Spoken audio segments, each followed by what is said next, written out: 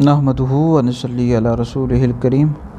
मुख्तार अहमद अत्तारी साहब हैं, उन्होंने एबटाबाद से सवाल किया है कि क्या दाढ़ी एक मुट्ठी तक रखना वाजिब है, और जो इमाम एक मुट्ठी से कम करवाता हो, कटवा देता हो, तो उसके पीछे नमाज का क्या हुक्म है। तो इस हवाले से जी मेरा फतवा भी मौजूद है। फतवा इंशाल्लाह सोशल मीडिया पर, व्हाट्सएप पर और दीगर जगहों पर शेयर कर दूँगा। दाढ़ी एक मुश्त तक रखना वाजिब है, और एक मुश्त से कम करवा देना, कटवा देना, ये नाजायज़ और गुनाह है। और जो इमाम एक मुट्ठी से कम करवाता हो उसके पीछे नमाज पढ़नी मकरूह तहरीमी वाजिब लिहाजा है। तो सबसे पहले मैं हदीस बयान कर देता हूँ। बुखारी शरीफ की हदीस है। नबी पाक अलैहिस्सलातु वस्सलाम ने फरमाया कि मुशरिकीन की मुखालफत करो, दाढ़ी बढ़ाओ और मूछें पस्त करो। और बुखारी शरीफ ही में मौजूद है, हज़रत सैयदना अब्दुल्लाह इब्न उमर रज़ियल्लाहु ताला अन्हुमा जब हज या उम्रा करते तो अपनी दाढ़ी मुट्ठी में लेते, और जो मुट्ठी से ज़ायद होती, यानी जो दाढ़ी मुट्ठी से ज़ायद होती, उसे काट देते थे।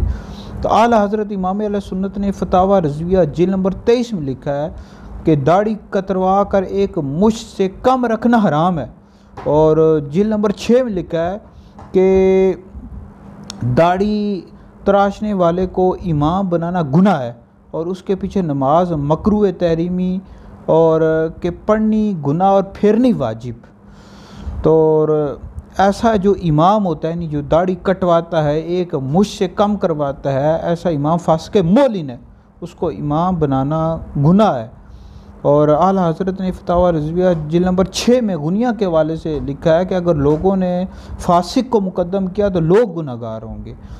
तो लिहाजा यह है कि दाढ़ी एक मुट्ठी तक रखना वाजिब है, एक मुट्ठी से कम करवा देना ये नाजायज़ और गुनाह है, और ऐसे शख्स को इमाम बनाना ये भी गुनाह है।